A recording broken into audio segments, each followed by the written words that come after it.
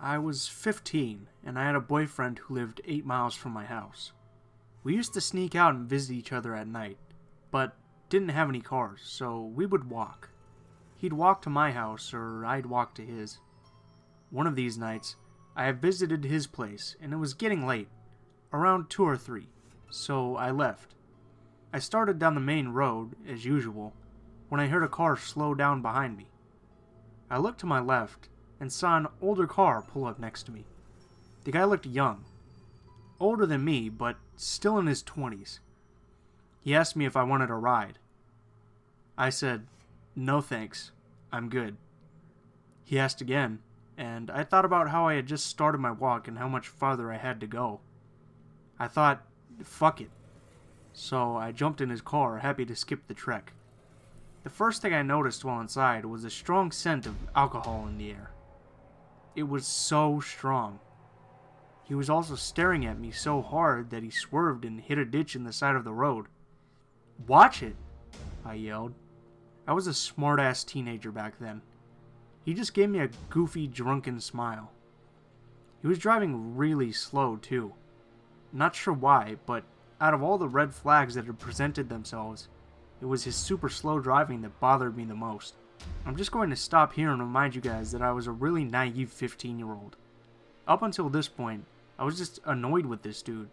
Nothing more. I had told him to go straight on this road for a few more miles, when he slowly turned right into a small street. Immediately I said, "Dude, what the fuck are you doing?" I said I live that way. "We're going to my friend's house." I said, "Fuck no, take me home." He just ignored me and kept staring at me while driving super slow. I demanded that he stop the car, and he ignored me again. Pissed off now, I opened my door and jumped out of the moving car. I fell hard and got up and started walking away angrily. He was already out of his car and had crossed my path. He clutched my arm so hard and pulled me to his car. He sat in the driver's seat and told me to crawl over to him into the passenger. I pulled and yanked, but he was too strong. This is finally when I started to get scared in the situation. He wasn't letting me go, and was basically trying to kidnap me. A horrible feeling of dread just washed over me. I was looking at the moon. It looked so big and beautiful. So many nights I had marveled at its beauty, but I felt now that it was bearing witness to my demise. I burst out crying. When I did, he reflexively loosened his grip on me, and I saw it as a chance to fucking run. I lived in a small town, so we had fields of orchards and crops between residential areas.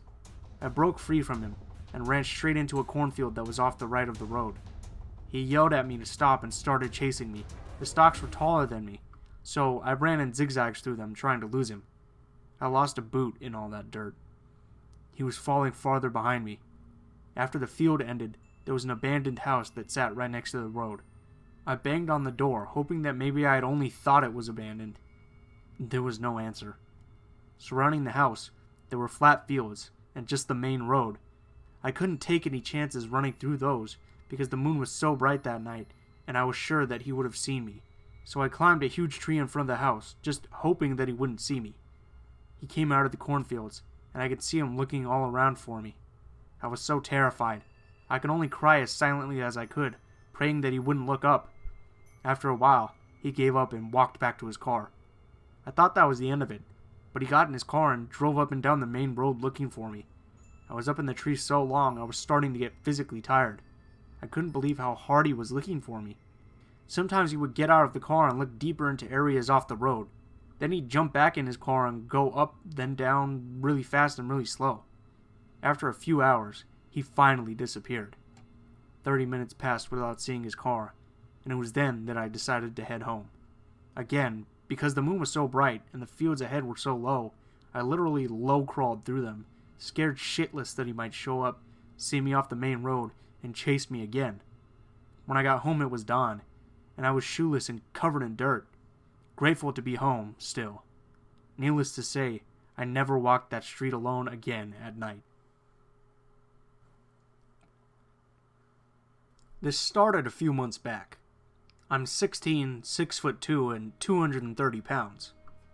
I grew up in rural Pennsylvania, so I love exploring the surrounding forest. I've taken to lumberjacking, using the wood for various projects or just for fire. It's a good way to relieve stress, and I enjoy being outside. So a few months ago, I was chopping down a pine tree to use for a project. About halfway through chopping, I stopped to take a break. I was about half a mile from my house, so I sat down on a stump, drank some water, and listened to the sounds of the woods. If you've ever lived anywhere like this, you know how easy it is to forget about everything and just close your eyes, which is exactly what happened. I didn't fall asleep, or at least I don't think I did. I opened my eyes and stood up again, heading back to the tree, and I see this person standing about 100 feet or so away from me. Black hoodie, blue jeans, hood pulled up over their head. It startled me, but I didn't really think too much of it. It was fall, and people like to walk through the forests, especially during this season.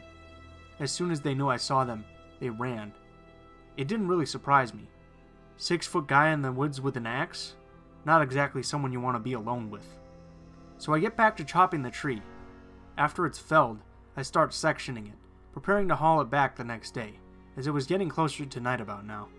It was probably around 7 when I finished. I packed up and started heading back towards my house. I've always been an alert person, especially outside.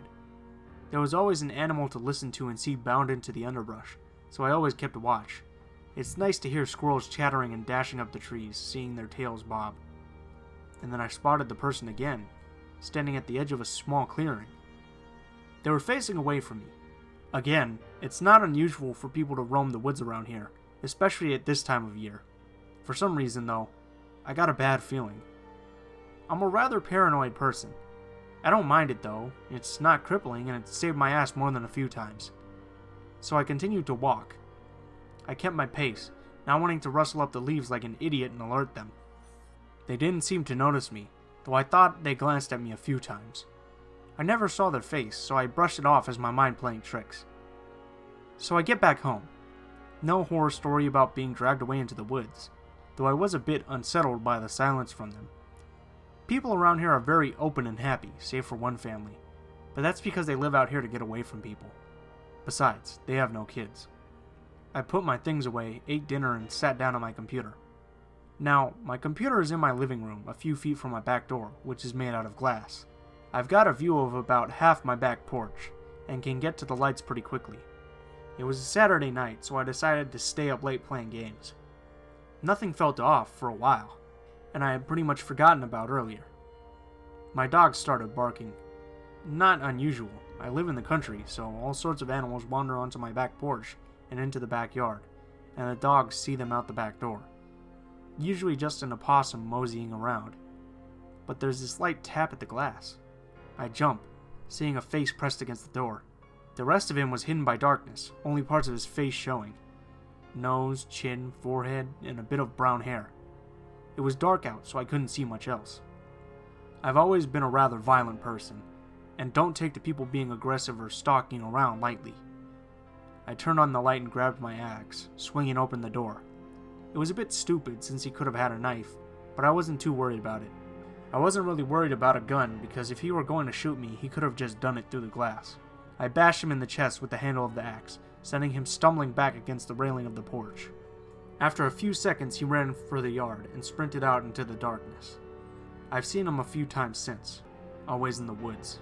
Different clothes, but always some sort of hood. He usually books it when I see him.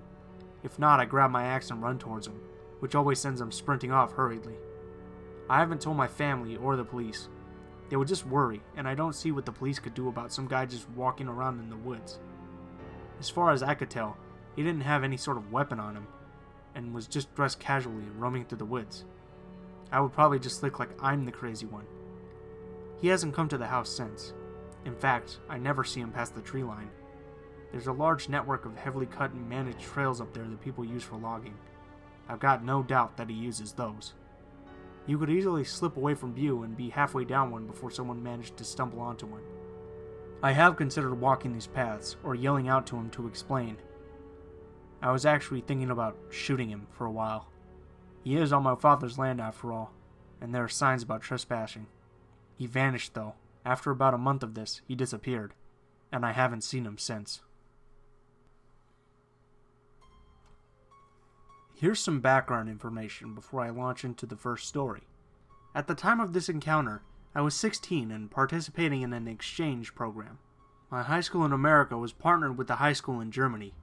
I've been learning Germany since kindergarten. And every year, about 10 or so kids from the German program at my high school get to go and live in Germany with the host family for the summer. My exchange partner, Vanessa, and I got along great. As it turned out, my best friend Rebecca was on the exchange with me, and her exchange partner, Anne Catherine, was best friends with Vanessa. Needless to say, the four of us were practically inseparable. One day we decided to head into Nuremberg to do some shopping. Vanessa and Anne Catherine lived on the same street, so the four of us walked to the little subway train station thing by our house. They lived about 10 minutes outside the city, so the subway train ride wasn't long at all. As we were taking the escalator down to catch the subway, we hear someone whistling at us. Thinking it would be some dumb boy messing around, we look around to see who it was. We hear the whistling sound again and lock eyes with the man riding on the up escalator.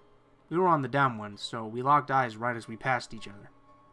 The man was probably in his late 50s or early 60s, and he was huge. I would guess around 6'7" in height, and easily close to 300 pounds. Stupidly, the four of us wave at him. We were just messing around and didn't think the guy would think anything of it. Much to our chagrin, he took it as an invitation to begin terrorizing us. Suddenly he starts sprinting up the escalator, and once he gets to the top, gets on the down escalator and starts shoving people out of the way to get to us. For a big guy, this dude was moving fast. It was apparent that he wanted to get to us, though the people surrounding us probably thought he had left something on the train and wanted to get to it before it was too late. At this point, we were basically at the bottom, so we take off running, and by the grace of God, the train we needed had already pulled up. We run onto the train and sit down, relieved that we got away from this scary guy. Or so we thought. The train we were on was separated into sections, so there were see-through doors that you had to go through if you wanted to get to a different section, if that makes sense. About a minute into our subway ride, we see the guy moving through the section in front of ours. We immediately stand up and sprint to the next section, hoping that we'll find a more crowded one that we can hide in. This goes on for a few more minutes, until we realize that we've reached the front of the train. We sit down in the 4 seats closest to the front, and sure enough, the man comes barging into our section. He sits in a single seat across from us, and positions himself so he has a clear view of us. Then he starts laughing really deep and slow. We were trying so hard not to look at him, but out of the corner of my eye, I could see that his eyes were unblinking and bulging out of his head. He was grinning in such a malicious way, and he had started to drool. He even licked his lips a few times. We started whispering in English to each other, hoping that this guy's English wasn't that strong. And we decide that at our stop, we're going to sprint off the train and find a policeman or someone who can help us. The train gets to our stop, and we bolt off of the train. Luckily, our stop is pretty crowded, so we're hoping to duck out of sight and then find someone who will help us. We turn around and make sure he isn't behind us, and the guy hasn't gotten off the train, but he shifted so that he has a clear view of us from the window by his seat.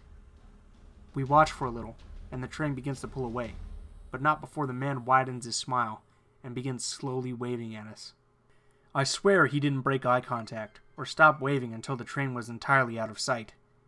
I don't really know what this guy wanted with us, or why he was so hell-bent on chasing us through the train. Maybe he was planning on getting off at our stop with us, but then saw how crowded it was and decided to just stay on the train because he knew he wouldn't get away with whatever he was plotting. All I know is that I was absolutely scared shitless. I was working at a skating rink back in 2013, and I absolutely loved it. Working behind the snack bar was easy, and I usually made pretty good tips. After about a year of working there, I had become accustomed to random dads hitting on me, creepy teenagers staring at me, and the like. Even when I was hosting a child's 6th birthday party, the dads would make sexual comments or make me the butt of their dirty jokes. Yeah, whatever. Women get used to that sort of thing after a while. Flash forward to summer 2014. I had just turned 18 and was excited to start being considered an adult. I was working one of the school functions when this older man walks up to the snack bar window. Damn. Did you know you're gorgeous? He said. Please not now. I have 50 slices of pizza in my hand and a million little brats to keep from falling over. Oh, thank you. I appreciate it. I smile back. I'm not sure why, but I just can't seem to act well under pressure. especially when it involves another person. I hate feeling awkward or uncomfortable when I'm talking to someone. I always try to be polite and well-mannered because that's just how I was raised. What's your number? I have to have your number. What is it? He was being so pushy and excited I already felt uncomfortable. I just kind of looked back at him, then all around me. I just smiled and didn't say anything, hoping he'd just walk away when I didn't seem interested. Come on, just give me your number. What do you think I am? I'm just being friendly. I'm just paying you a compliment. Blah blah, yeah right. You know when someone's just trying to make themselves look like a victim to make you feel guilty? That's the way he was acting. After like 4 minutes of me politely declining his offers and refusing to give my number, I broke down and just gave it to him. I figured I could always just ignore the messages like any other loser guy who squeezed my personal information out of me. That same night around 2 a.m., I got a text from a random number. Hey, yo, this is Geoffrey. Do you remember me from Skate City? Hit me up, I'd love to take you out. I just ignored every message he sent, still hoping he'd take the hint that a 5'2" 18-year-old would not be interested in a 35-year-old father. But he continued to send me annoying texts every day. Some were about how he'd treat me better than any man has. Sometimes they were about how I was stuck up and owed him a response since I gave him my number. Like somehow he'd forgotten that he had forced it out of me in the first place. This went on for a couple of weeks. Every few days I'd get like 6 texts in a row, and then it would be silent for a couple of days. I wasn't too worried about Geoffrey. I had only seen him the one time at work. Everything else was texts and that's it. Until one night, I had been closing at work. But Sundays were family dinner, where everyone working that night sat down and ate pizza together. So the time is reaching close to 10:30 p.m., and I had been expecting my friend Aaron to come in and help me finish up my deep cleaning list. My phone rang, and it was a number that I hadn't saved. I'm usually too lazy to save numbers in my phone, especially when I don't talk with someone too often. So I picked up the call right away, thinking it was my coworker. Hello? I answered. Hey, where you at? A voice said casually. I'm at work closing. Are you here? I'm done vacuuming. I need help, I said, thinking Aaron was running late on me. Oh, I see you. I got you. The voice said back. Now after a few seconds on the phone and hearing the voice a couple times, I started to feel uneasy. My stomach flipped, and I felt just a little odd. It didn't sound like Aaron anymore. Aaron? I said, too scared to really say much else. This ain't Aaron. You remember me? Fuck. I stood still. I didn't know what to say. I looked at my phone and noticed the number looked similar to Geoffrey's, the one I had been ignoring. Is this Geoffrey? I asked, trying to sound normal. Yeah, it is. I have a couple of questions for you. I was silent. How come you think you're too good for me? How old are you? What the fuck do you think you are here, bitch? Still silent. I said, how fucking old are you?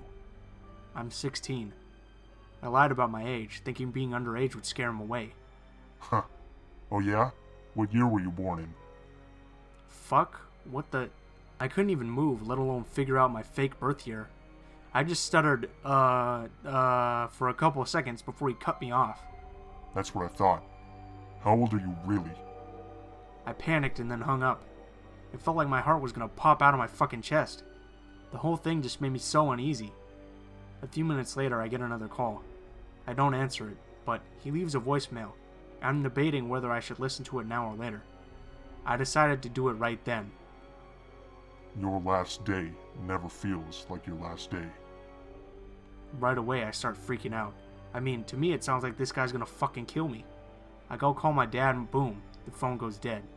Now I'm really losing my shit. Geoffrey only knows a few things about me at this point. I work at a skate rink, I'm closing tonight, and I'm not really 16. The worst scenarios are running through my head as I'm trying to get a hold of my dad. Finally, he picks up and agrees to take me home. We decide to leave my car there just in case. My dad said if someone were there waiting for me, they could watch me get into my car and follow me home. When he pulls up to the building, I run to the passenger side door and hop in. Now, being an employee, I'm sure a lot of you have the employee parking. Well, ours was around the corner of the building, next to an empty wooded area and a little stream, so it's very dark at night due to the lack of lighting. As we pull out of the parking lot, my dad and I both look towards my car. Up against the building is a tall, dark-clothed guy just adjacent to my car. I start freaking out. My dad calls the cops, explaining everything that happened. Luckily, our friend Wes is a cop, and he happened to be one of the cars that pulled up to the scene. We just kept driving home, hoping the cops would take care of it and my car would be safe. We got home that night, and I plugged in my phone. A text came from Geoffrey's number. I'll have to wait then. The next day, Wes calls my dad. He said that the man he talked to was named Geoffrey. Can't share his real name, obviously. He said that they went up and talked to him, saying there was a call for suspicious behavior. He told them that he was just waiting for his girlfriend. Wes told Geoffrey that he was aware that he was harassing me, and that was my car he was lingering in front of. He asked Geoffrey about the voicemail, and told him that the PD could consider it a threat. Geoffrey said something like, "That's just my motto." or some dumb shit like that. Wes told Geoffrey that contacting me in any way would be considered harassment, and that he would be taken to jail if he tried to see or speak with me in any form. I never heard from Geoffrey again after that.